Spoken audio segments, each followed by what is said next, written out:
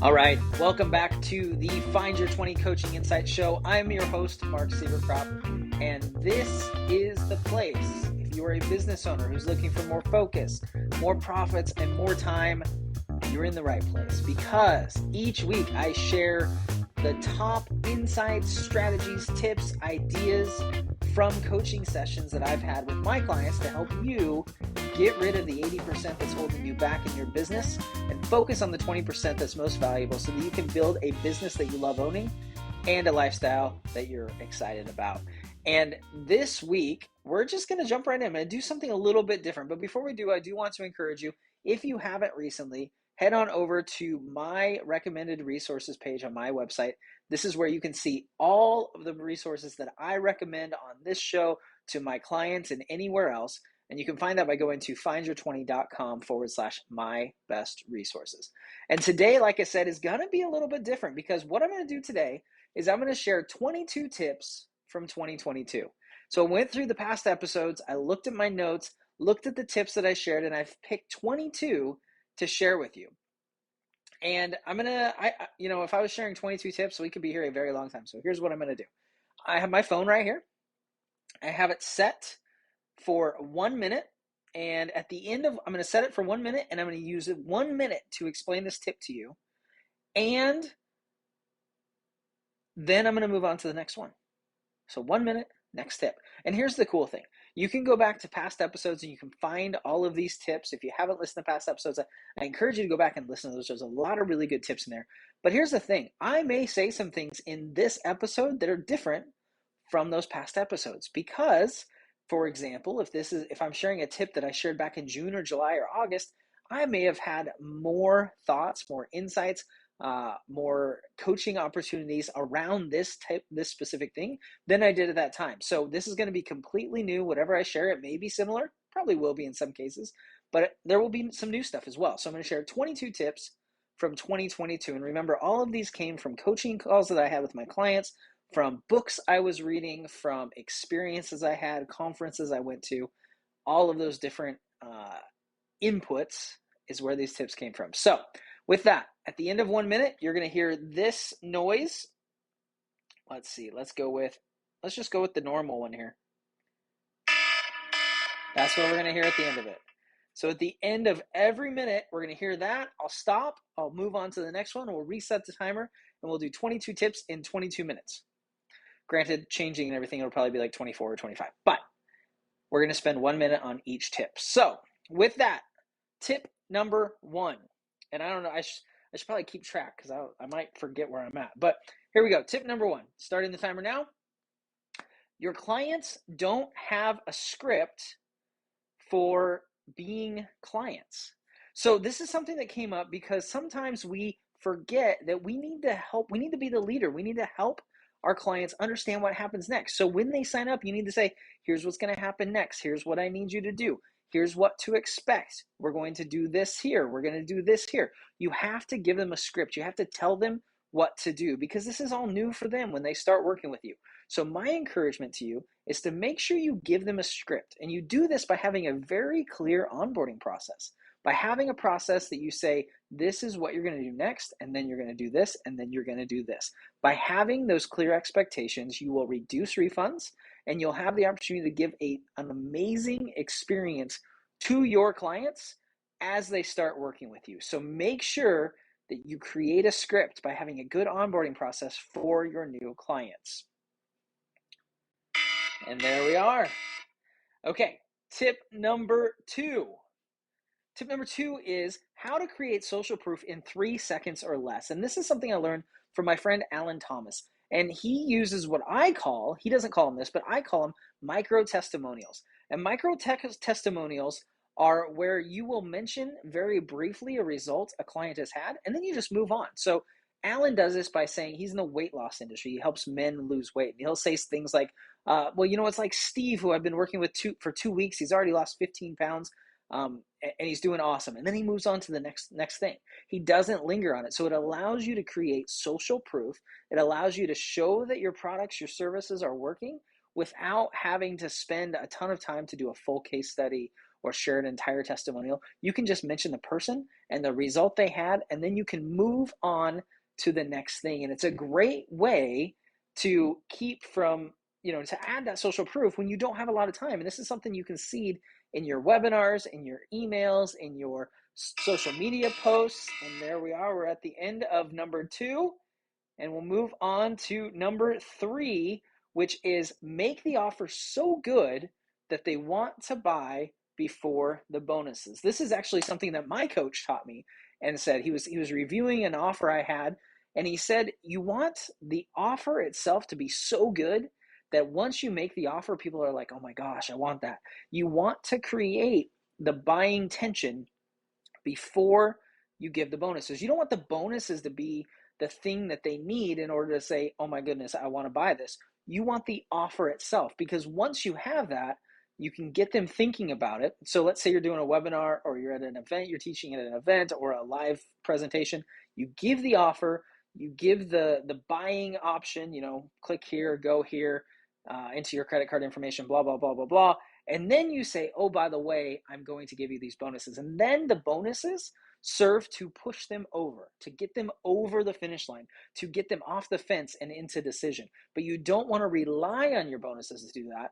You want to rely on your offer itself to create that buying tension to begin with. All right. And number 4, why did I even say that? So I had a client who we were talking about past mindset things that she had going on, and she was like, yeah, I used to say this or that, and then she and it came up because she said something, and she's like, why did I even say that? She's like, that was an old mindset. That's things that I worried about like 10 years ago. And what that reminded me of is the fact that a lot of times we have ideas and thoughts and mindsets and beliefs that we don't even recognize that we're having. They slip in there. They're things that we've thought before, and we've never corrected those beliefs. So my encouragement to you is to pay attention to the thoughts that you have as you're having them. This is one of those things that you do in meditation. You're paying attention, and I'm terrible at meditating, so don't hold me to that. But you pay attention to your thoughts. So as you're having thoughts, I want you to think about that thought. Think about that belief. Think about the thing that came through your mind and say, why did I say that? Is that true? Does that still hold true? Or do I need to change that belief?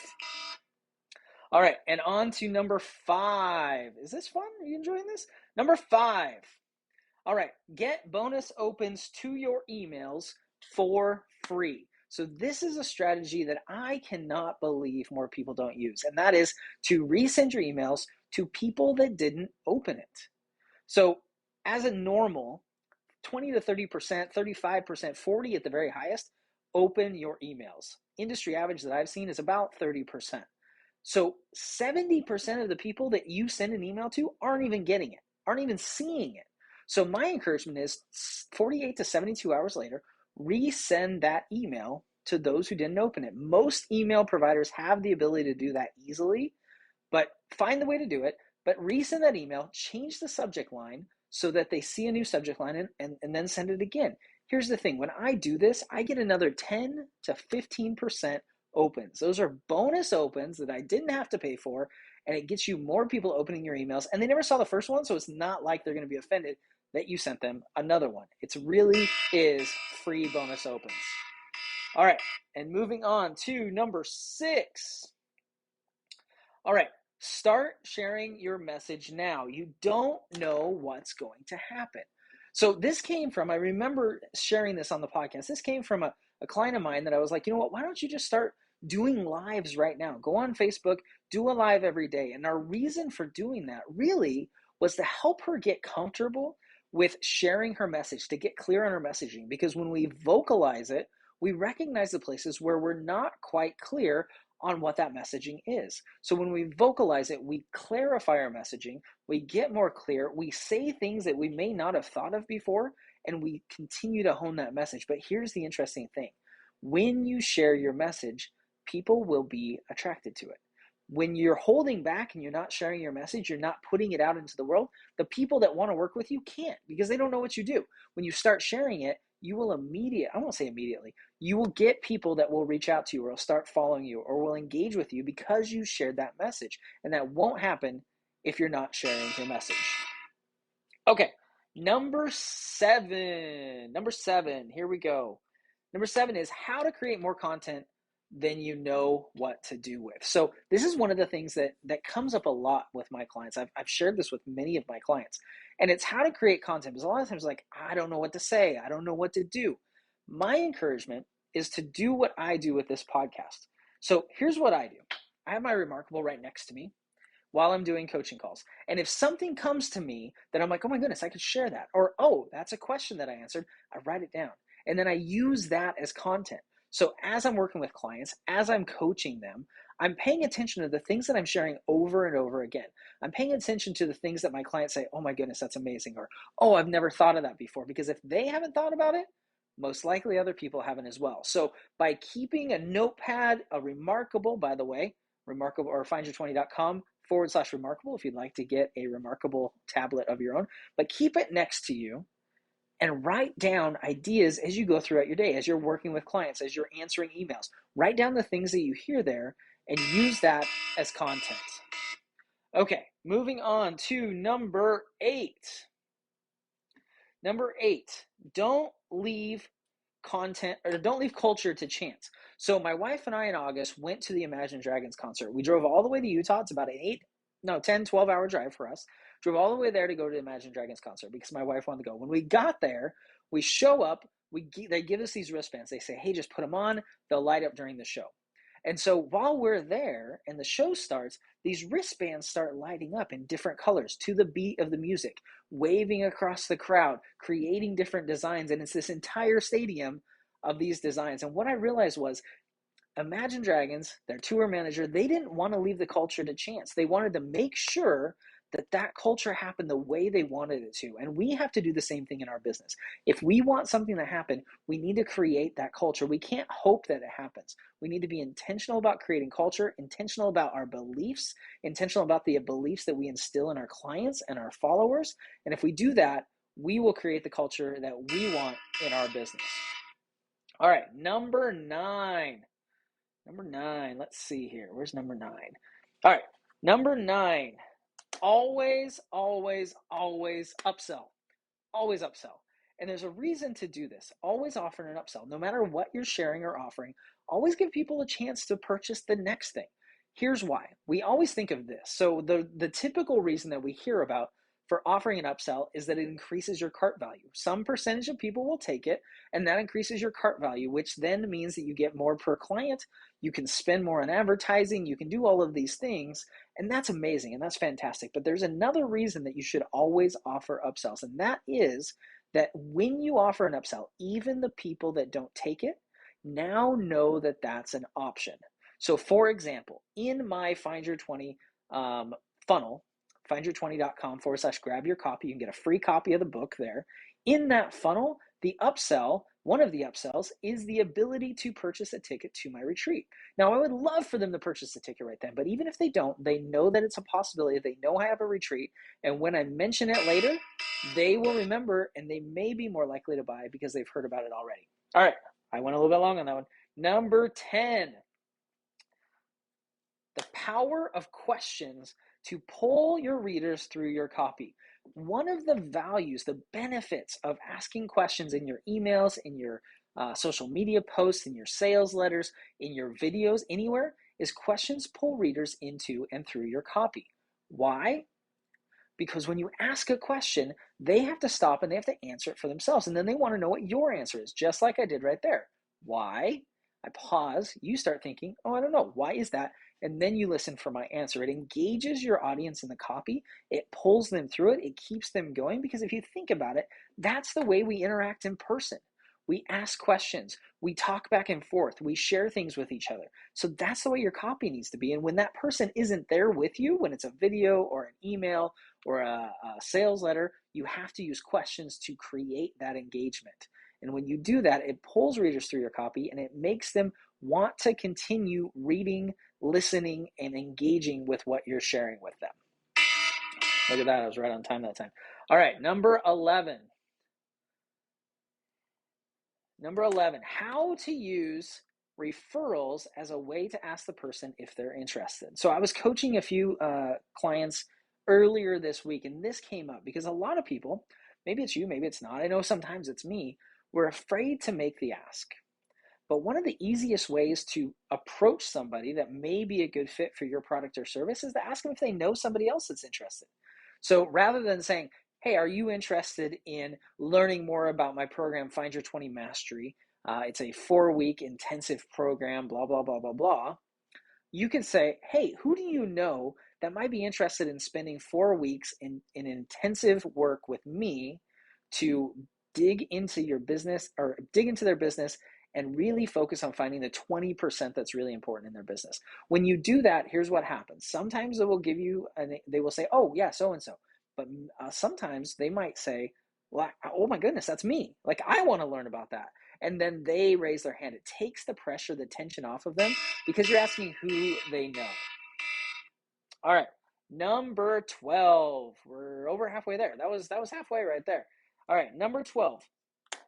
Share your personality in your website and your messaging. This is something that I am trying and working at doing more and more. And here's the thing. If you think about it, everybody you interact with, everybody you follow, every business or person that you feel a connection with, it's because they've shared their personality. We connect with people. We follow people. We don't follow companies necessarily. We follow people. It takes a long, long time to create brand awareness to where you'll follow a company. Disney's done that, Walmart, a few of those have done that. But most of the time we follow the person. I mean, why do you think Tesla is the most valuable company or car company in the world? It's not because they have the greatest reach. It's not because they have more dealerships. They don't. It's not because they have service centers. They don't. It's because of Elon Musk. It's the personality. And that's why I've started working on, and I do a print newsletter each month to create and share that personality with my audience. By the way, that's not something that's publicly available, but if you email me, mark@findyour20.com, I may be able to sneak you on that list. So just let me know. All right, number 13. Let's see. There we go. Number 13. Processes and systems create assets. This is something that I learned and came to me as I was reading the book, The E-Myth Revisited, by Michael Gerber. And you can get that by going to findyour20.com/emyth, I believe, EMYTH. And you can get that on Amazon there. One of the things he talks about in there is that when we have processes and systems, it actually creates an asset for us. A great example of this is my in-laws' restaurant that they own, that my wife and I will be taking over in the next few years. It's the processes that make it valuable. It's the processes that allow us at some point, if we want to say, to sell it and say, here's a business, here's the processes, everybody knows what to do, they know when to do it, they know how to do it, the processes are there, it creates an asset. Without the processes and systems, you are your business, and when you leave, that business dies. The value is in the processes and the systems. So make sure you create processes and systems in your business so you can create an asset out of your business. All right, number 14. Ooh, this is a good one. Number 14, higher prices mean better customers and less turnover. This is something that I learned a long time ago. My first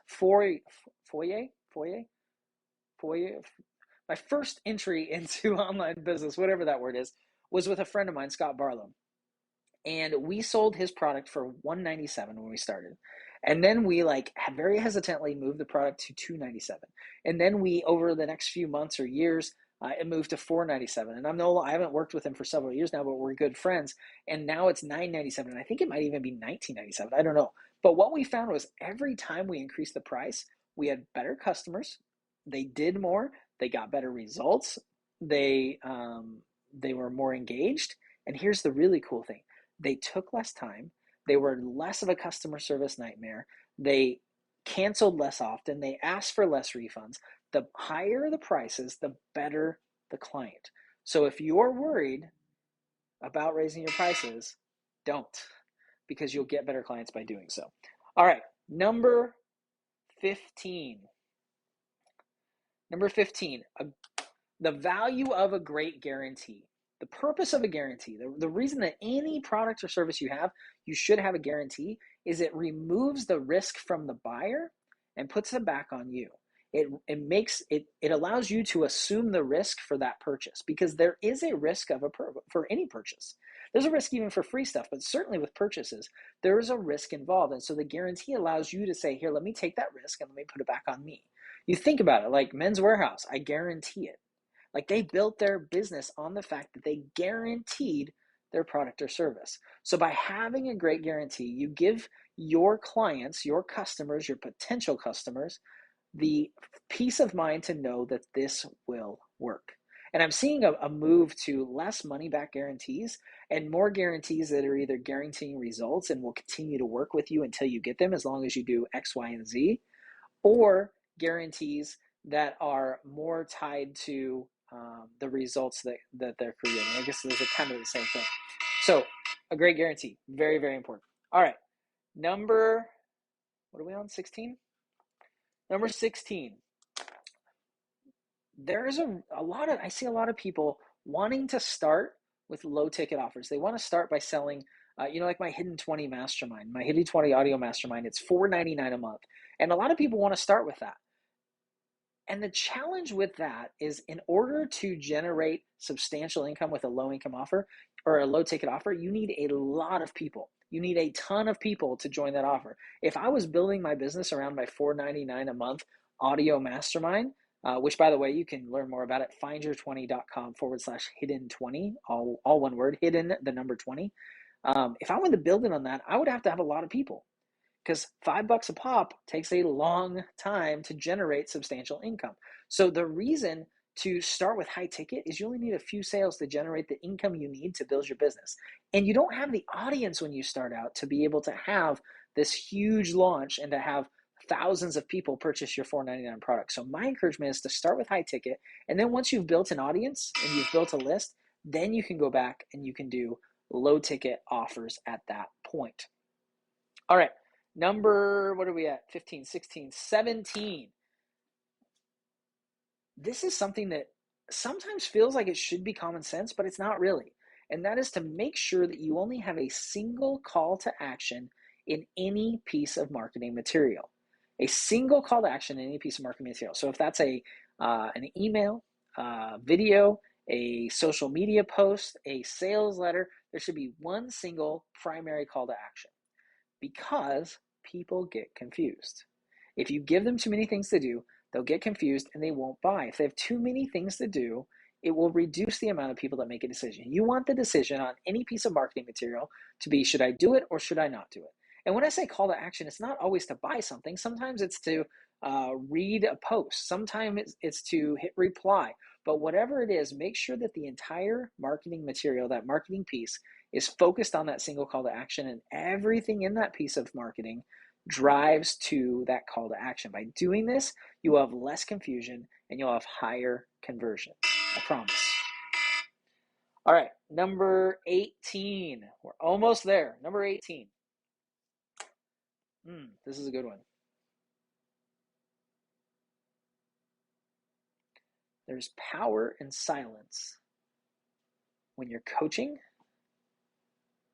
and in sales conversations.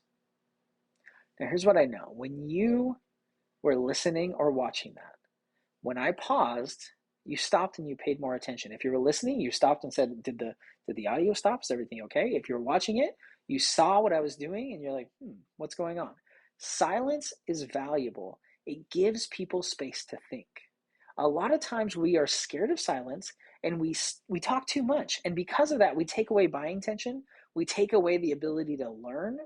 And so in my coaching, a lot of times, I'll just pause and wait instead of filling the space. If I ask a question and the person doesn't answer right away, I'll just wait, because a lot of times they're just processing it and they just need that little bit extra time. And in sales, if you wait, Zig Ziglar famously says, when you make the offer, the next person to speak is going to buy something. And that's true. All right. So moving on to the next one. I actually stopped it before the alarm. Sorry. Moving on to the next one. We are on number 19. And number 19 is, let me start my timer. Is it dangerous to rely on referrals? I've heard this from a few different people, and they've said, it's really dangerous to rely on referrals. You don't want to rely on referrals because you don't know when they're going to come in. And I had this conversation with a client of mine who's had her business for over 20 years. And it's been mostly word of mouth and referral-based growth the entire time. And she's generating multiple six figures at this point in time. And what I said to her, because she even was like, well, maybe I should do this or maybe I should do that. And I said, the only way that relying on referrals is dangerous, the only way that referrals stop coming if you've been getting them consistently is if you change who you are. Because who you are is what's leading to referrals. So relying on referrals isn't dangerous. However, you do need to have a system and a process to make sure you're consistently asking for them. But by doing that, you'll supercharge the referrals that you're getting. So it's not dangerous to rely on referrals unless you're going to stop being the type of person that has led to these referrals. But you do need to make sure that you have a process to ask for them. All right, number 20, we're almost done. Here we go. All right, this is a good one for the week before Christmas, the Christmas holiday, and it's the value of unplugging completely. As entrepreneurs, as business owners, we're really good at kind of unplugging. We're good at saying we're off work, but then checking our email for a few minutes, then answering an email real quick, then recording a quick video, fixing something on our website. But when you do that and you don't unplug completely, your mind doesn't get a chance to shut off. I've said to many of my clients, burnout happens when you're trying to be, like one foot in both worlds. Burnout happens when you're focusing on work when you should be with your family, or when you're focusing on your family when you should be at work. And I'm not saying you don't, if your wife calls or your husband calls or your kids need something, you don't stop and do it. But it's focusing on where you're at. And if you do that, you will not burn out. It's when you're trying to do both of them simultaneously. So my encouragement to you, especially right now as we get close to the holidays, take some time to completely unplug. Do not check email. Do not answer that quick email. Do not record videos. Do not fix that website. All right. Now, 21. We got 2 left. Ooh, this is a good one because we're almost to Christmas. I'm recording this 5 days before Christmas. And we were talking with clients about Black Friday and how much noise there is around Black Friday.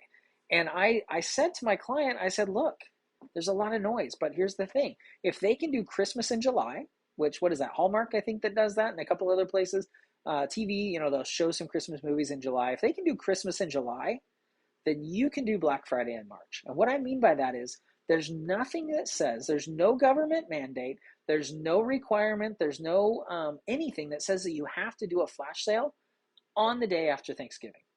Nothing says it. You can do that flash sale anytime you want. As a matter of fact, that's exactly what Amazon has done with Amazon Prime Day. They created their own flash sale outside of Black Friday to engage with their audience when nobody else was. So use that flash sale principle, but use it at a time when you want to, when not everybody else is selling. You can have Christmas in July, and you can have Black Friday in March. All right, and our final one. Is this our final one? Yeah, our final one. And these aren't in order of importance. They're in order from the oldest episode to the most recent episode. So they're not important. It's just I went through each of them and picked the best one from each episode, essentially. I didn't do that completely, but mostly. So the final one is don't over teach. And I mean this when you're having a sales conversation, when you're having a discovery call, when you're having the opportunity to invite somebody to work with you. Many of us try to overteach, and we do this for a couple reasons. Number one, I think, is just because most of us are kind of teachers by nature. We like helping.